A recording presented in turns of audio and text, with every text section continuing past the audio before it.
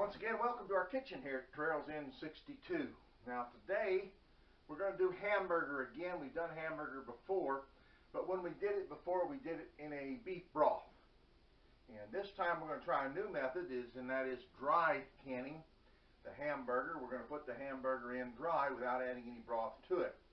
And I've looked at it both ways, and there are pros and cons to both. In this regard, it's going to be more like the texture of hamburger won't be quite as soft as like regular the hamburger with the broth in it. So we're going to try it and see how it works. Now we're going to put it in 1.5 jars. We did it in pints before. We're going to do it in 1.5 jars because sometimes we need a little bit more than a pound of hamburger. And the other thing is, I didn't quite get as good a hamburger as I probably should have.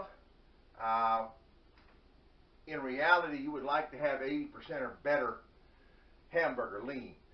This isn't quite that much. I think it's 75%, 73%, something like that. So it was a little bit less lean, which gave me a lot more liquid. So we may not have quite the 8 pint and a halves that I was hoping for. But we'll do what we can. It was on sale and it was cheap, so we went for it. So anyway, we're going to can some hamburgers. We've got our hamburger. We've got our everything ready. Ready to go, ready to put it in the jars. Okay, here we go. Now here's our hamburger.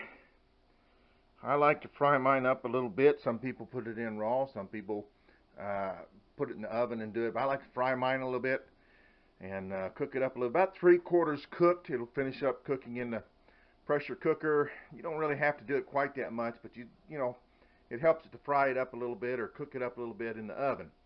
And as I said, this was just a little bit less lean than I like it, so you know I did get a little bit of it's about 10 pounds of hamburger, so I did get a little bit of liquid out of it, and we'll see what that does. I've got my jars over here soaking in scalding water.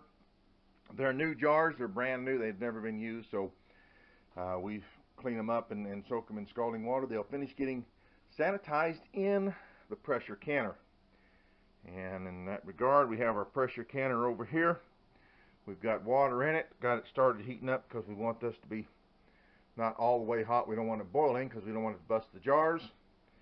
And we've got our lids going here, boil the water, and then we put the lids in it, and they're ready to go, softening up to put on the jars.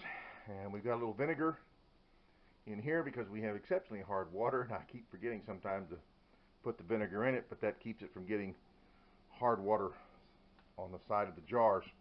And of course we got our vinegar, and we've got a bowl of vinegar right here to wipe the rims. We wipe our rims with vinegar in the case of meat because it cleans up the grease and the fat and everything off the rim, and you don't want any of that on there, because if you have it on there, then it will not seal, and you sure want a good seal. All right, we're ready to put the meat in the jars and go from there.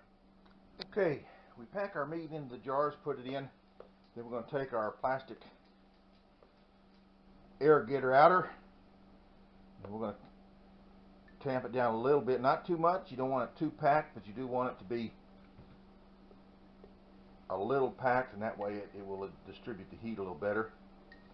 And we'll get that down a little bit, not too much, but we want to get as much in there as we possibly can without packing it too tight. Now the other thing you need to do is you need to remember to leave 1 inch of airspace in the top of the jar. And so without packing it too tight, we want to make sure we leave 1 inch of airspace in the top.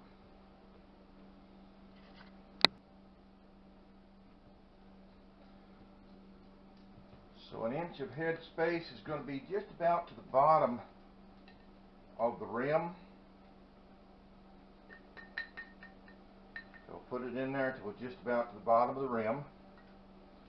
I've got the bottom of it packed pretty good, so I'm not going to worry about this top too much. Just tamp it down a little bit.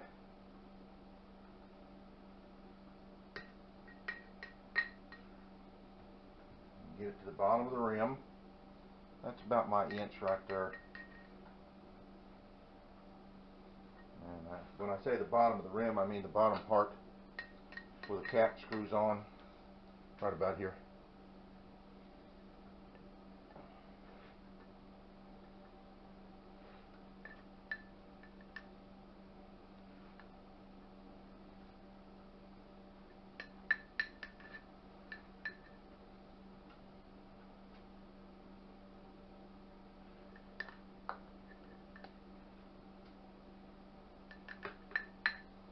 Okay, that looks good. Going to leave it there. Next thing we're going to do is we're going to take vinegar and we're going to wipe our rims with vinegar because that will clean any fat off the rims, and that's our primary concern, especially when you're dry packing, is just to make sure that there is no grease on your rims.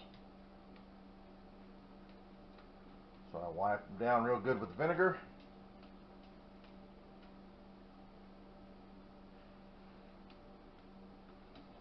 And then we're ready to cap them.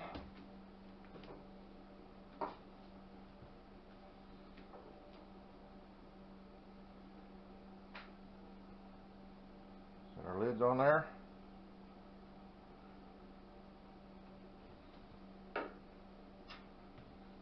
Ring. Snug finger tight. And we set it in our canner. Alright, we'll finish these up and get them all in the canner, see how many we come up with. Alright, so it turned out I was able to get a full 8 of the 1.5 pints in here, and had a little bit left over, so maybe that was more than 10 pounds that I had in there.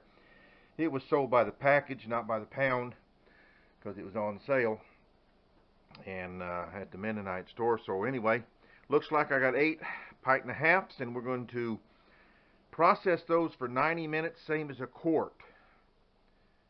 We're not going to do them like a pint because they're 1.5 pints, but they're not as much as a quart, but we're going to process them for 90 minutes. Just like a quart, I got my burner on, the water's heated, and I did put a little extra water in this because it has to cook for so long under the pressure. It's got to go 90 minutes, so I don't want it to run out of water. You know, when you're just doing a few, you know, like tomatoes or tomato sauce, you don't have to do it as long, and you can put less water in it. But since they're going to have to go for 90 minutes, then I wanted a little bit more water because I don't want it to run dry. That's the last thing you want to do, is run your pressure canner dry. All right, so now we're going to put the lid on it and let her go, and we'll see you in a couple hours, I guess. Time that gets boiling, gets vented, and gets to rocking on top, and we'll be back. And there you have it.